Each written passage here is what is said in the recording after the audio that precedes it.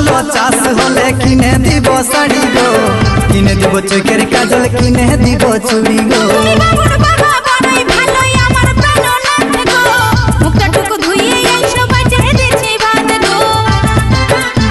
এই বছর ভালো চাষ হলে কিনে দিব শাড়ি গো, কিনে দিব চোখের কাজল, কিনে দিব চুড়ি গো।